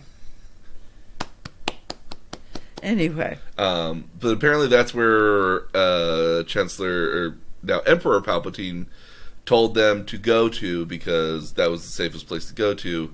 So all the Separatist leadership is there, and they send Anakin Skywalker there to go and basically resolve that problem. Yeah. Meanwhile, back in the Senate here, Chancellor Palpatine basically gives a very impassioned speech that, like, I was attacked by the Jedi. Look what they've done to me. We can't, You can't trust them. They're trying to take it over. Yeah. So the Jedi are... I forget what the Latin phrase is. And Padme is there. Yeah, and basically says, like, we need a more, powerful thing to fight the Jedi and to safeguard the galaxy. We need a galactic empire now, and I will be your new emperor, and that way I will make sure that we are safeguarded from the Jedi and the Separatists and everything. And I've sent the one guy I can trust, Darth Vader, to go and do it for us. Yeah. And so basically that's the turning point of where the Empire... Because the Empire, Padme has this great line. So this is how democracy dies, with thunderous applause. Yeah. So by that point, Padme goes and meets with Obiwan Kenobi, and basically is like, Obi-Wan basically confesses to Padme, is like, Anakin's gone to the dark side. I failed him. Yeah, I failed him. He's not a good guy anymore. He killed the younglings. She refuses to believe it. Yeah. And by the way... Lead me to where he is. Yeah. Yeah, and she's like, no, I can't. So he must be the father then. Yeah. So, now that gets revealed rather quickly. Padme eventually goes to the planet that Anakin is at, because Anakin's killed all the Separatists, and now the world's at peace, but he believes that, no, he's more powerful than the Emperor, and he can beat the Emperor and create the galaxy that would be the fair galaxy that they really do need, that he thinks he knows the way to make a better galaxy. Which is kind of a recurring theme throughout later video games, other expansions, things like that he knows the way to make the galaxy a better place. Yeah. And it's not exactly the same way as the Emperor, but it's awfully close. Through power and brute force. So Padme goes to him to the fire planet and tries to talk to him. Obi-Wan kind of smuggles aboard her ship. Yeah. And she finds out that it is indeed true that he did kill the younglings. And okay, so I keep coming back to lost opportunities. You never see any grief over what he's done. You never see him have any angst over never tortured by his deeds, by his actions. Yeah. I mean, if you killed a bunch of young kids who thought you were there to save them, wouldn't you have angst? Wouldn't you have remorse? Wouldn't you feel for it because you were a young kid that age that got saved? Yeah. Because a Jedi saw you and realized how important you were. Why was that not a similar consideration for yourself, for these children as well? But you never see even a glimpse of that. Agreed. Absolute wasted potential in the notion that you could have had this moment where, Anakin... It isn't, I did this for the better good. I know that was, but they posed a threat. There's no hang up over it. Yeah. And you would think that killing these young children who they're not involved in the war. They have no sense of the Jedi. Yeah. I mean, they've only just learned about what the Jedi Order is. They're just literally growing into their themselves. They're as younglings. They have no greater control. Why not take these kids and make a new Sith Empire with them, or create or harbor them and start training them as your own. Yeah, turn them. Yeah, turn them and have your own army ready to go when you're ready to go against the Emperor. Yeah, again, so many missed opportunities, and how interesting would it have been that later episodes would have been these are the children of Darth Vader. Yeah, that might have been cool at one point. Yeah. But again, I mean, I agree that there's a missed opportunity in showing that as much as what you're doing on the dark side is evil and mean, which is, again, contrary to expanded universe lore, kind of goes against the notion that the dark side is being bad and evil. Yeah. The dark side of the Force really is about accepting your emotions, because your emotions help strengthen your power with the Force and allow you to have a better connection with the Force, and through your emotions and through you gain power, and through power you evolve the world and you evolve yourself, which are not bad ideals kind of at the end of the day.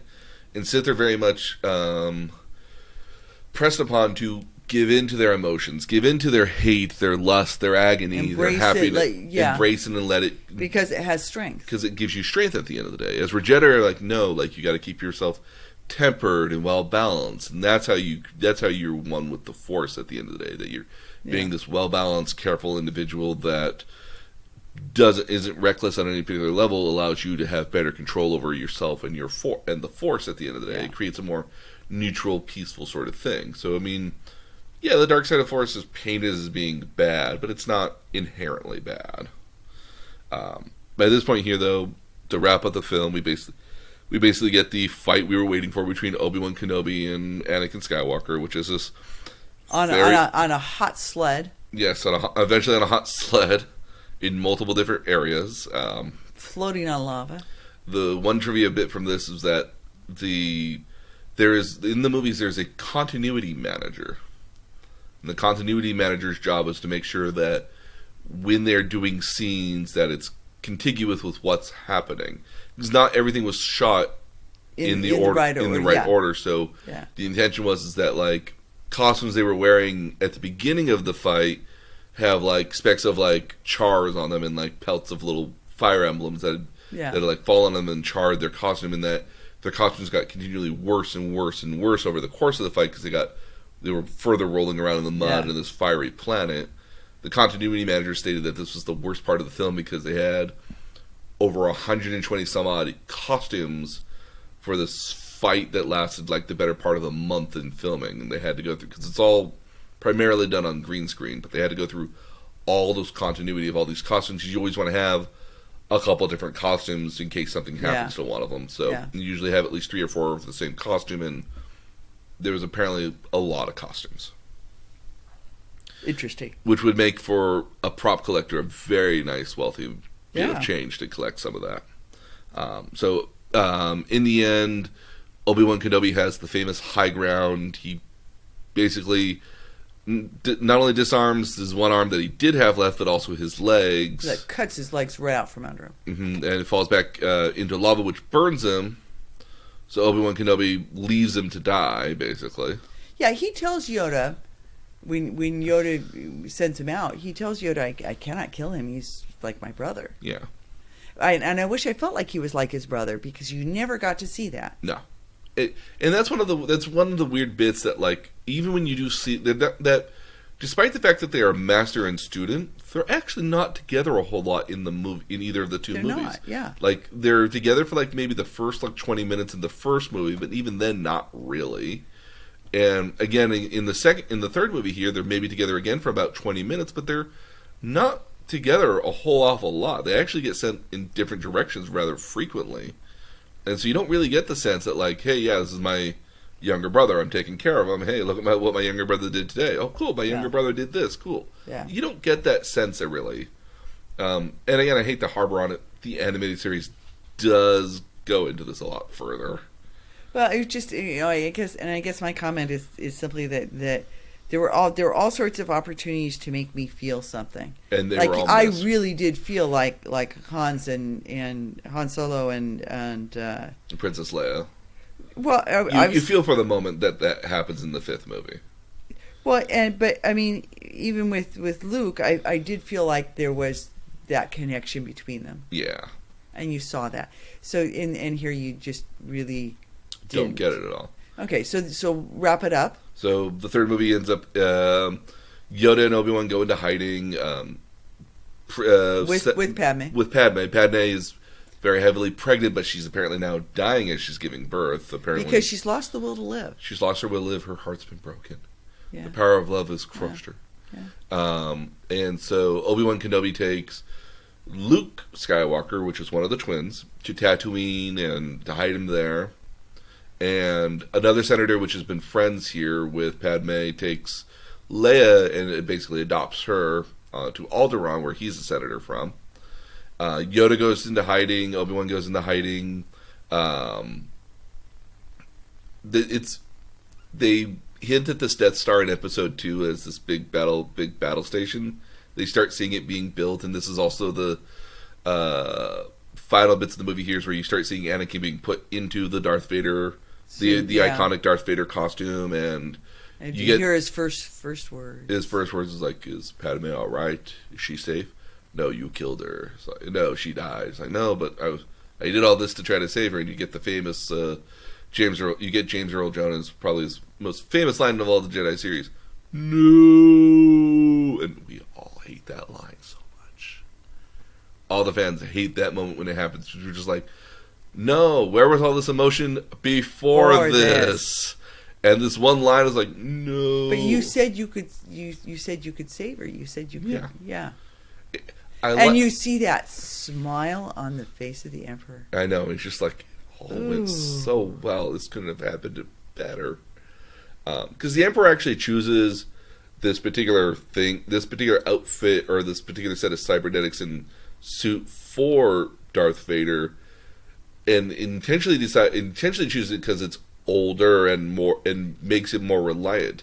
He could have very easily the reason he's in the suit is because his lungs have been burnt. Right. And so he can't breathe oxygen naturally. But if he had actually spent time in a Bacta tank, which is similar to what like Luke Skywalker was in Episode 5, that he might have been able to recover it over time, and especially if he used Jedi Force powers to heal, that he might have been able to heal his lungs to the point where he didn't need the suit. But he wants him dependent. Yeah, but the Emperor wants him dependent on that suit and wants him to be in agony the entire time. He's actually said to be in pain all the time when he's not in one of those back to tanks. That explains his mood. Yeah, so yeah, and then the movie ends and we're left to believe what will happen in the next series, in the next trilogy of movies. Okay, But so questions, comments, concerns. Absolutely.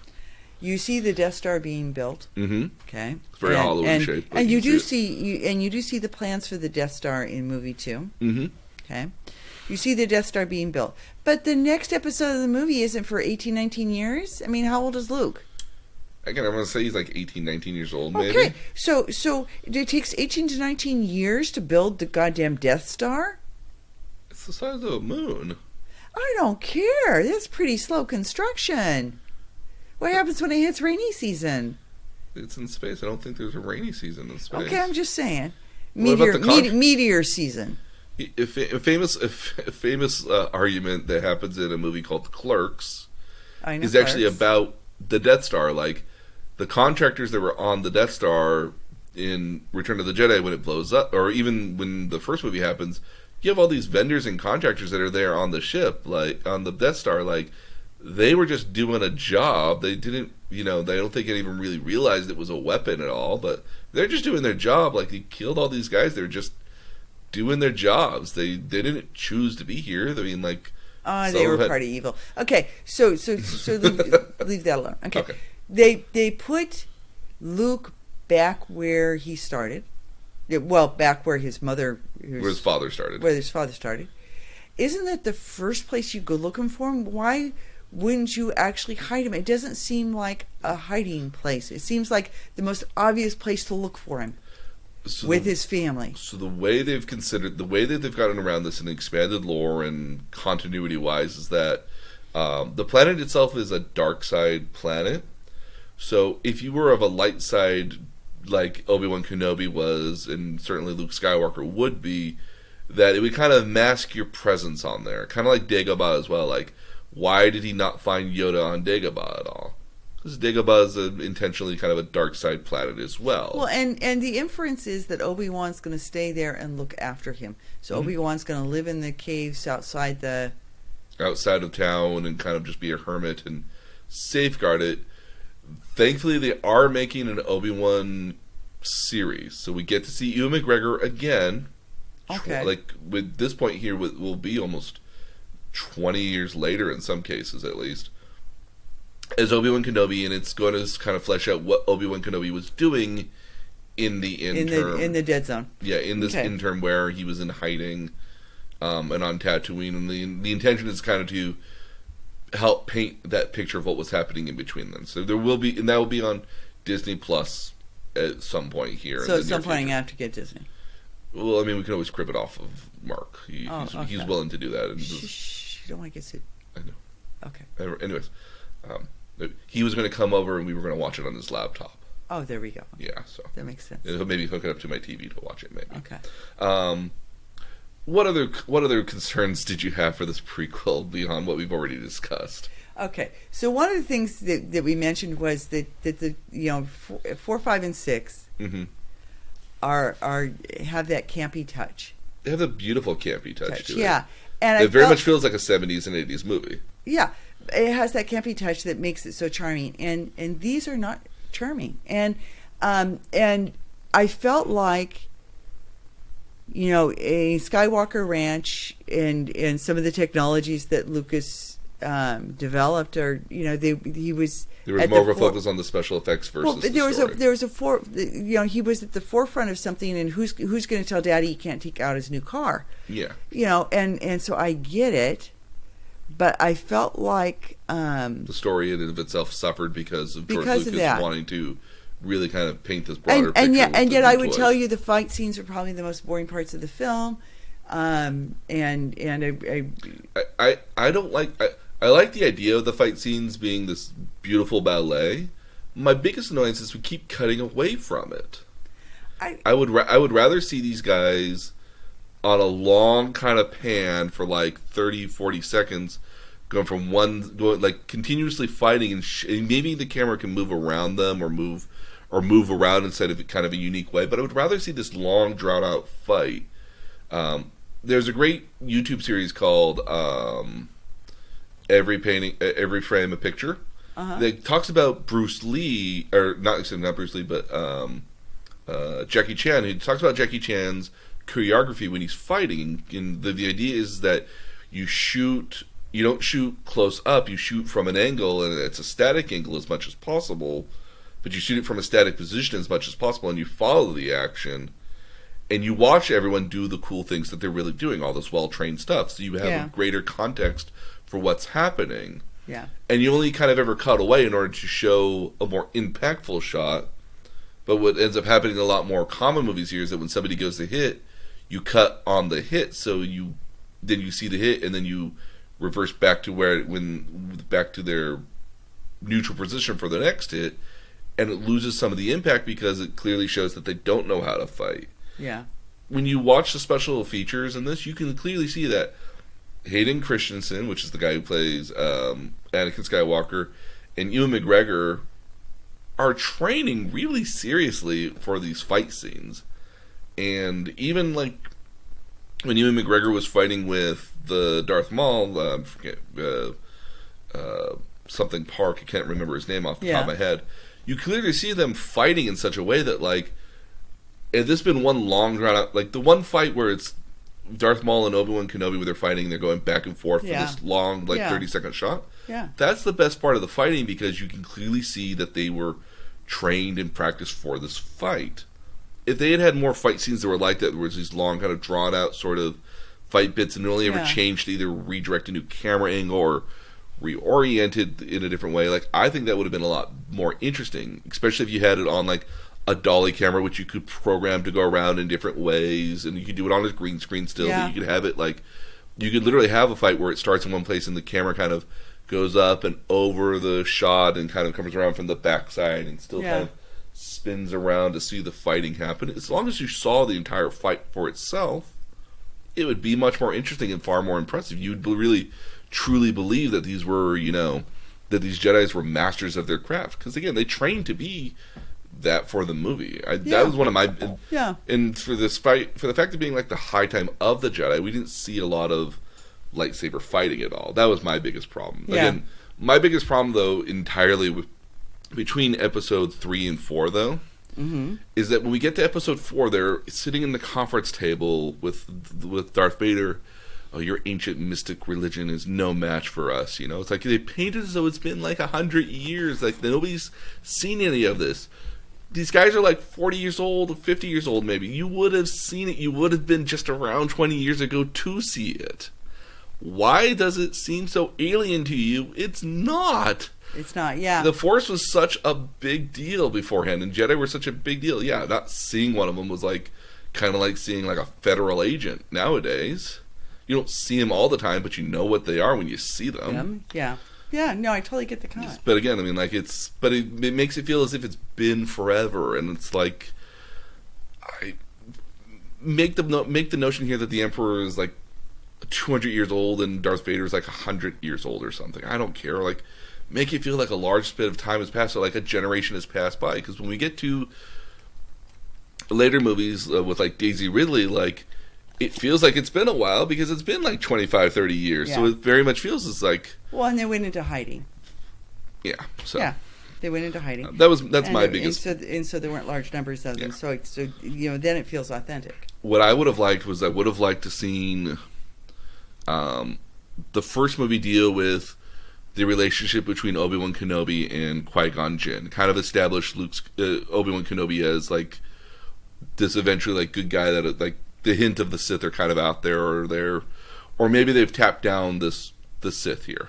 Yeah. And by the time we get to episode 2, we're still kind of lingering with the Sith stuff still. You can have kind of the Trade Federation, but we go and find Anakin, and we take him to go be this new guy, and he has this great relationship with Obiwan Kenobi that you kind of get the sense of, like Obiwan Kenobi kind of like, I kind of need to take care of this kid. My master wants me to take care of him. But this is kind of a special kid, maybe. Yeah. And then by the time we get to episode 3, like, clearly they've now grown up, and you can have this another 10-year time jump here, but show that this Clone War has been happening in between this time frame, and show that again. I don't buy the fact that Padme was the reason for Anakin going to the dark side. No, and I don't either, because you never get. He's concerned that she's going to die because he sees that in his dreams, but she does die. I mean, he doesn't. And it doesn't change. And again, it doesn't change anything. It doesn't really change the fact that he still continues to be Darth Vader. But then he becomes the cause of her death. Yeah, but even if that were the case, that again they have a way of saying foreseeing the future automatically means that the future is going to change. It's never going to be the same because you already saw what was going to happen, and you're going to and thus you're going to manipulate it to change it. Or what ends up happening is that you see the future, and regardless of whatever actions you take, that future still happens. Yeah, which is the different side of two different philosophies of time travel. That like, why do we not see time travelers at all? Well, because they already went back in time and nothing changed at all, so we don't see them at all. Or whatever change already impacted. So that's why we don't see it ever. That's our new reality. But no, again, my biggest problem with the prequels is that you don't buy that I don't buy that Padme was the reason for Anakin going to the dark side. I think that I'm with you there. I think there's a better reason for it because it never comes up ever again. Really? No, Padme never comes up. The reason why Anakin goes to the dark side never comes up ever again. Darth Vader is just Darth Vader at this point. You know, I almost would have even found it more entertaining here if, despite being tricked, that Obi-Wan, I would have almost liked it if Anakin got tricked into becoming a Sith and realized he liked it so much that he continued to be a Sith. That he embraced that dark side. That he realized that, like, this is what I really wanted. The Jedi were holding me back the entire time. You, Obiwan Kenobi, you were holding me back because you knew my great potential. I could be, and like I could have had all of this, and you didn't, and you held me back from it. And you didn't tell me. Or you didn't tell me, or you stopped me from being that. Like, I think that might have been the slightly more impactful reason. Because again, like, if you're the bad guy, you don't think you're the bad guy. You think you're the good guy at the end of the day. That's doing what needs to be done. Yeah. You know, like, and that's some of the most entertaining, most interesting bad guys that. You know, they don't care what they're doing is bad. They just believe that what they're doing is right. Yeah. So, but next week we're gonna watch episodes 4, 5, and 6. Well, I like those. Those are the more classic ones, and I think we'll enjoy those ones a lot more. Do you find that they feel different after having seen 1, 2, and 3? Again, my major concern, and we can bring this up a little bit more next time, is that the original trilogy, 4, 5, and 6, feels a lot more gritty as far as like technology in the world feels a lot more gritty. It really does feel like space pirate-y. Like a Western with aliens. Yeah, and I never got that from the original trilogy because it felt like it was like Paris, France, and look at how beautiful Paris, France is, and look how cultured we are, and look how elegant and marvelous we are. And sure, there's a little bit of seediness there, but it doesn't take away from the elegant, graceful arches and lighting and beautiful. Like, I would have loved it to be more gritty, like have this element of being like, oh, the Senate is beautiful, the Jedi part is beautiful. Everything else is kind of gritty though, and nothing, you know, even like the clone area is like a little more grittier, like a little less fantastical. Yeah. So a little bit more down earth. So, but no, we have our little rust on that car. Absolutely, but we have our homework for next time. Okay.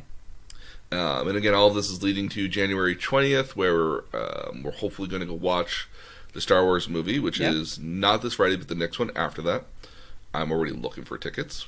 Cool. But I might just wait a day or two to because I don't like seeing it right when it happens with everyone else in the theater. Like, they cheer and they yell, and we could go during the weekend because I'm out from work, and we could go during the weekend and go for like a midday show. We could find one of those. Yeah. So, but but you're probably not off. Okay. Not yet. No. So. But on behalf of myself and my mom, thank you so much for listening to us. Again, if you want to follow us, you can follow us at nerdtutorialpodcast.com, where we post all of our show notes and all of our cool little nifty trivia notes, comments, and thoughts, as well as the podcast itself. Or you can join our Facebook group at facebook.com. And are you going to post the Wookiee singing Silent Night? I will definitely post that on there. Yeah. It's very good. Yeah. But again, Facebook.com also has all of our information. You can join the conversation there. Or if you want to continue the conversation on Twitter at nerd_tutorial, leave any comments, critiques, or future ideas for future topics. We have a lot of those, but if you guys have an interesting one, we can certainly bring it up. But on behalf of myself and my mom, thank you so much for joining us, and we'll see you guys next time. Bye.